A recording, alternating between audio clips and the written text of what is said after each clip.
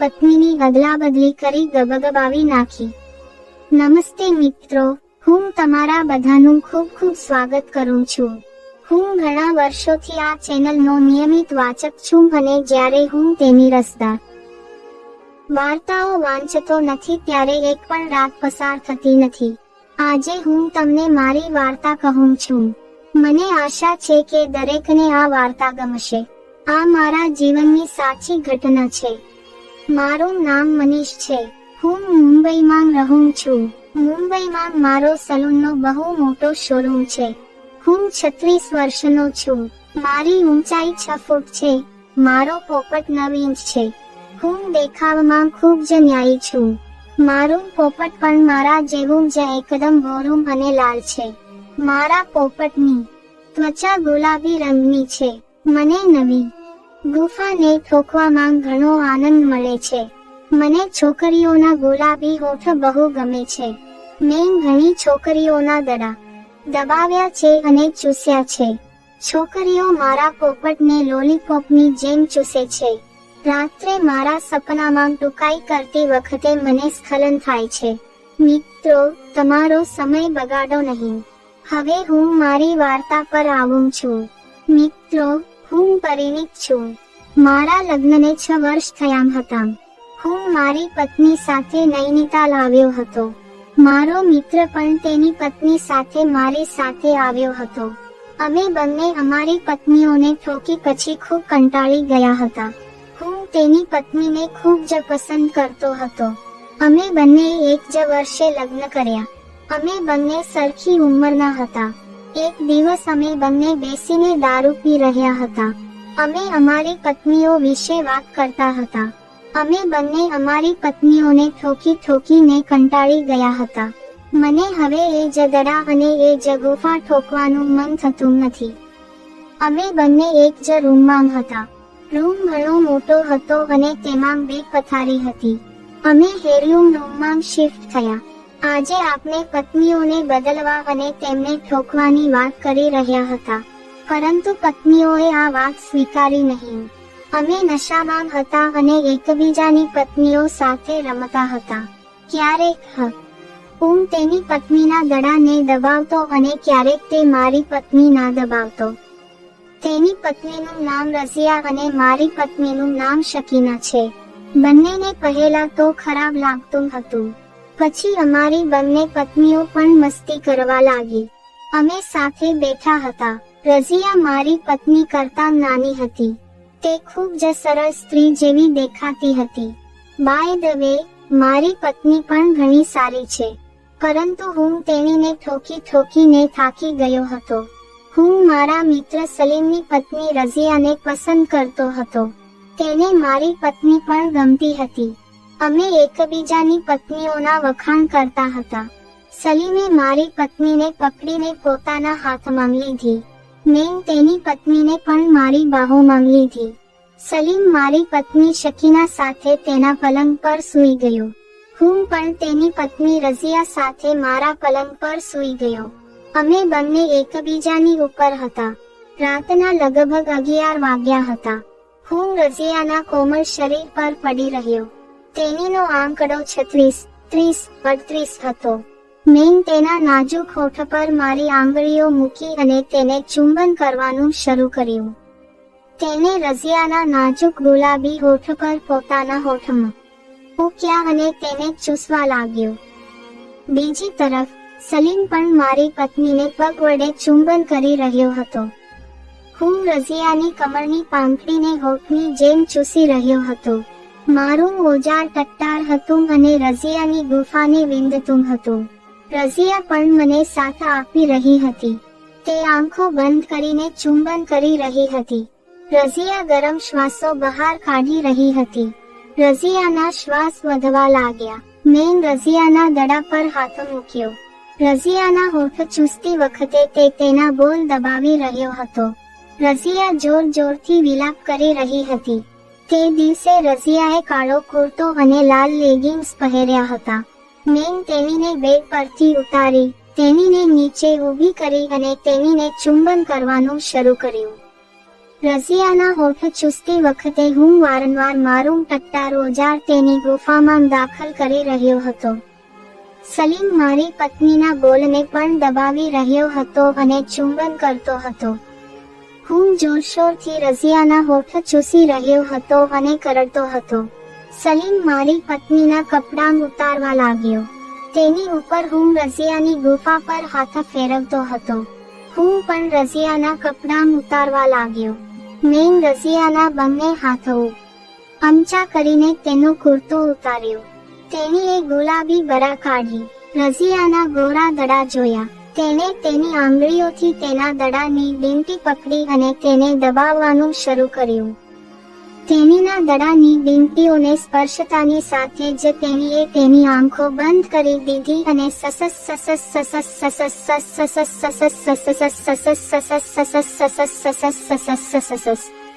ઉફ કહેવા લાગી. મેં રઝિયાના દડા મારા મોંમાં ભર્યા. તેના દડા ચૂસવાનું શરૂ કર્યું.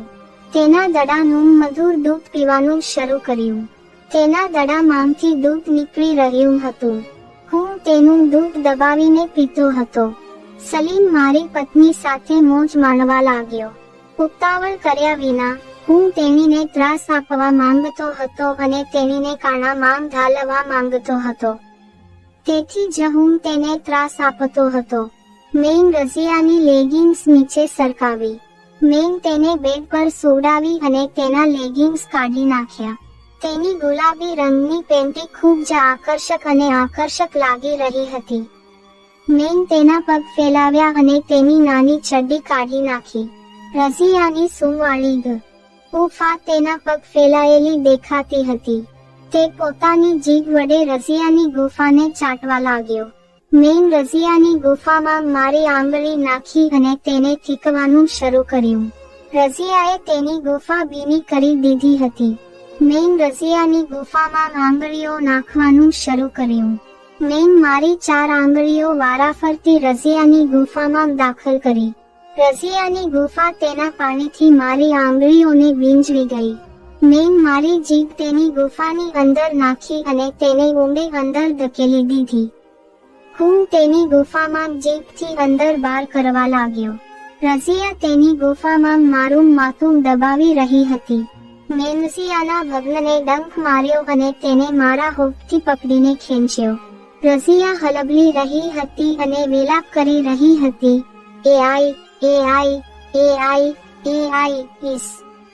થોડા સમયની અંદર તેણીએ ચૂપચાપ વિલાપ કરતી વખતે તેને મારો પોપટ ચાટવાનું શરૂ કર્યું. મેં મારી આંગળી વડે તેની ગુફામાં આંગળી કરીને રઝિયાને ગરમ કરી દીધી. બીજી બાજુ સલીમ મારી પત્નીને તેની ગુફામાં પોપટ લઈને ઠોકતો હતો. મેં પણ ઝડપથી મારો પાયજામા કાઢી નાખ્યો. મારું 9 ઇંચનું વિશાળ પોપટ જ ઓઈને રઝિયા ખુશ થઈ ગઈ. મેં મારું પોપટ રઝિયાના હાથમાં મૂક્યું અને તેને ચૂસવા કહ્યું. રઝિયાએ મારા પોપટને તેના હાથમાં લઈ લીધું જ્યારે તેને સ્નેહ આપતી હતી. મારા વિચ્છેદ થયેલ પોપટની ત્વચા ગુલાબી અને ફૂલેલી દેખાતી હતી. રઝિયાએ આખું પોપટ મોઢામાં ભરી લીધું. મારા પોપટ પરની નસો ફૂલી ગઈ હતી. રઝિયા મારા ઓજારને હાથલારી કરતી હતી અને તેને આગળ પાછળ ખસેડીને તેને સ્નેહ કરતી હતી. તે વારંવાર બંને ગોળીઓ મારા મોંમાં મૂકતી હતી અને ટોફીની જેમ ચૂસી રહી હતી. મેં મારા પોપટ તેના મોંમાં આગળ અને પાછળ ખસેડીને રઝિયાને ઠોકવાનું શરૂ કર્યું. મારું પોપટ રઝિયાના ગળા નીચે જતું હતું. રઝિયા બોલી રહી હતી. મેં રઝિયાને ઉપાડી. રઝિયાને આડા પાડ્યા પછી હું પણ ઊંધો પડ્યો અને તેની ગુફામાં આંગળી મારવા લાગ્યો. મેં રઝિયાની ગુફામાં આંગળી કરી કે તરત જ રઝિયા મારા પોપટને દબાવીને ચૂસી રહી હતી. તેનું પ્રવાહી રઝિયાની ગુફામાંથી લાવા જેવું ગરમ બહાર નીકળવા લાગ્યું. રઝિયા તેની ગુફા તરફ મારા પોપટ ખેંચવાનું શરૂ કર્યું. હું સમજી ગયો કે હવે રઝિયા ઠોકાવા માટે બેતાબ છે. મેં રઝિયાના બંને પગ ફેલાવ્યા અને તેની ગુફામાં મારું પોપટ દાખલ કરવાનું શરૂ કર્યું. તેણે પોતાનું પેનિસ રઝિયાની ગુફા પર મૂક્યું અને તેને ઘસવા લાગ્યો. રઝિયાની ગુફાનો દાણો મારા પોપટના છિદ્રમાં અટવાઈ રહ્યો હતો. રઝિયા વેદનામાં તેની ગુફામાં મારા પોપટ દાખલ કરવાનું શરૂ કર્યું. હું પણ મારો પોપટ તેની ગુફામાં દબાણ શરૂ કર્યું. મારું પોપટ અડધાથી ઓછું ઘૂસી ગયું હતું. રઝિયાએ ચીસ પાડી. રઝિયાએ કહેવાનું શરૂ કર્યું, આ. મેં ફરીથી દબાણ કર્યું અને આ વખતે મારું આખો પોપટ અંદર દાખલ કર્યું. સલીમ પણ મારી પત્નીને ઝડપથી ઠોકતો હતો. મારી પત્ની પણ અવાજ કરતી હતી. મારો પોપટ રઝિયાની ગુફામાં અવાજ કરી રહ્યો હતો. રઝિયા, આહ, ઈ, ઓહ, એ અમ્મી, તે ચીસો પાડી રહી હતી. સલીમ તેની પત્નીને ઠોકતો જોઈ રહ્યો હતો. મને મારી પત્નીને ઠોકાવવાની કોઈ ઈચ્છા નહોતી. હું ધક્કો મારીને રઝિયાને ઠોકતો. રઝિયા પણ હવામાં કમર હલાવીને કરાવતી હતી. હું રઝિયાના બોલ દબાવી રહ્યો હતો. વચ્ચે એ તેના હોઠને કિસ પણ કરી રહ્યો હતો. મેં ઠોકવાની ગતિ જાળવી રાખી. આજે હું રઝિયાની ગુફાને બરાબર ઠોકતો હતો. સલીમે તેને કર્યા પછી પણ તેની ગુફા ચુસ્ત હતી.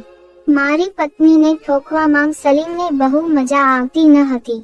મેં પહેલેથી જ મારી પત્નીને સારી રીતે ઠોકીને ભરી દીધી હતી. મારી પણ તબિયત સારી નહોતી. હું સલીમની પત્ની રઝિયાની ગુફાને ઠોકી રહ્યો હતો અને તેના મૂળ બનાવતો હતો. સલીમ પણ મારી પત્નીને તેના ગુફા અને ગર્ભને ઠોકવા માટે બેન કરતો હતો. રઝિયા વારંવાર મને ધીમે ધીમે મારા પોપટ તેની ગુફામાં દાખલ કરવાનું કહેતી હતી. મેં રઝિયાને ઉપાડીને ટેબલ પર બેસાડી. રઝિયાના બંને પગ ખોલીને મેં રઝિયાની ગુફામાં મારું પોપટ દાખલ કર્યું અને જોરશોરથી તેને ઠોકવાનું શરૂ કર્યું. હું રઝિયાની ગુફા ફાડી રહ્યો હતો. રઝિયા તેના હાથ વડે તેની ગુફાની માલિશ કરી રહી હતી. મેં તેની કમર પકડી અને જોરથી દબાણ કરવાનું શરૂ કર્યું. મારા પોપટના બંને રસગુલ્લા ફરી હવામાં ઉડ્યા. તે રઝિયાની ગુફા નીચે જોઈ રહ્યો હતો. તે રઝિયાની કમર પકડીને જોરથી ધક્કો મારી રહ્યો હતો. રઝિયાની ગુફા અવાજ કરવા લાગી. રઝિયા,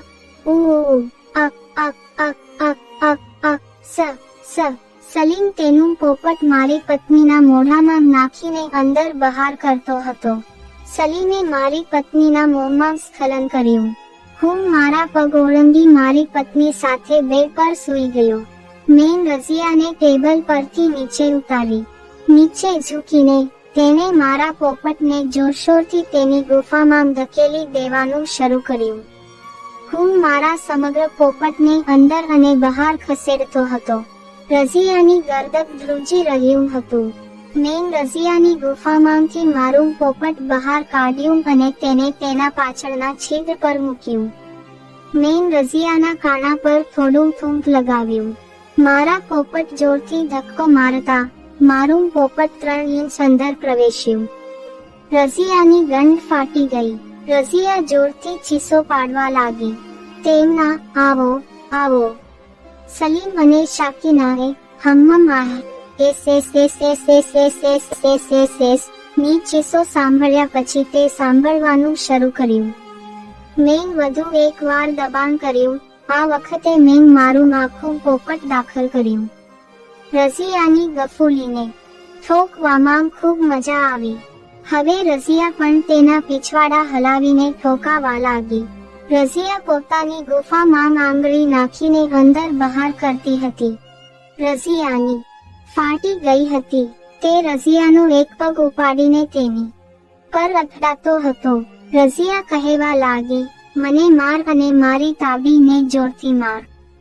ફાડી નાખ, મારી ફાડી નાખ. તે ખૂબ જ ગરમ થઈ ગઈ હતી. હું સૂઈ ગયો. તેના બંને પગ ફેલાવીને મારા પોપટ પર બેઠી. તેના છિદ્રમાં મારા ટોટી દાખલ કરવાનું શરૂ કર્યું. મેં પણ મારી કમર ઊંચી કરી અને તેના કાનામાં ધક્કો મારવાનું શરૂ કર્યું. રઝિયા પણ મારા પોપટને તેની મૂર્ખની અંદર ઊંડે લઈને ઉપર અને નીચે જતી હતી. હું મારા પોપટને સંપૂર્ણપણે અંદર અને બહાર ખસેડતો હતો. મેં ફરી એકવાર મારું ઓજાર તેની ગુફામાં દાખલ કર્યું અને તેને ઠોકવાનું શરૂ કર્યું. આ વખતે હું 180 ની ફૂલ સ્પીડથી કરતો હતો. ક્યારેક હું મારો પોપટ તેની ગંધ માંગતો, ક્યારેક તેની ગુફામાં નાખીને તેને ઠોકતો હતો. તેણીની ગુફા અને ગાંધ અવાજો કરી રહ્યા હતા. પોપટ તેના કાણામાં દાખલ થતાં જ તેની ગુફા સંકોચતી હતી. મારું પોપટ તેના મૂર્ખમાં અટવાઈ જવા લાગ્યું. તેમ છતાં હું રઝિયાની ગુફા ઠોકવામાં મગ્ન હતો. રાજીયાએ ઘણી વખત ઓર્ગેઝમ કર્યું હતું. તેની ગુફા હવે મારા પાણીથી છલકાતું હતું. પહેલા તો ભાભી ઠોકાતી વખતે ખૂબ જ કૂદકા મારતી હતી. હું તેના કાણામાં મારો પોપટને ઢાલવા લાગ્યો. મેં તેની ગુફામાંથી ચટણી બનાવી. બીજી તરફ મારી પત્ની શકીના અને સલીમ એકબીજાને કિસ કરી રહ્યા હતા. બંને કંટાળીને આડા પડ્યા હતા.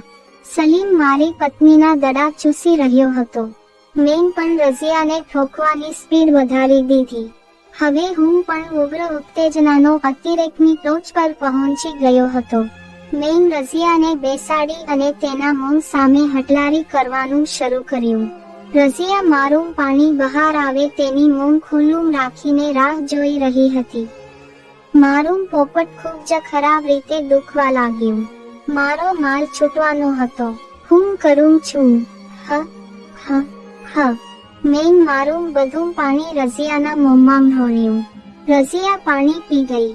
તેણીએ મારા પોપટ પરના પાણીને ચાટ્યું અને સાફ કર્યું. હું ખૂબ થાકેલો હતો. મારું પાણી પણ ખૂબ જ ખરાબ રીતે પીડાતું હતું. રાજીયા મારા પોપટની માલિશ કરી રહી હતી. મારા પોપટમાં દુખાવો થોડા સમય પછી ઓછો થયો. રઝિયા અને અમે બેડ પર સૂઈ ગયા. લાઇટો બંધ કરી બધા સૂઈ ગયા. મેં રાતે ફરી એકવાર રઝિયાને ઠોકી. રઝિયા પણ મારા પોપટની મોજ પછી ખૂબ જ ખુશ હતી. મારી પત્ની વિશે ખબર નથી પણ હું હજુ પણ રઝિયાને ઠોકું છું. રઝિયાને પણ જ્યારે પણ મોકો મળે ત્યારે મારા ઘરે ઠોકાવા આવે છે. હું મારી પત્ની અને રાજીયાને પણ સાથે મોજ કરું છું. તમને વાર્તા કેવી લાગી? ચેનલને સબસ્ક્રાઇબ કરી કોમેન્ટ કરો અને તમારા અભિપ્રાય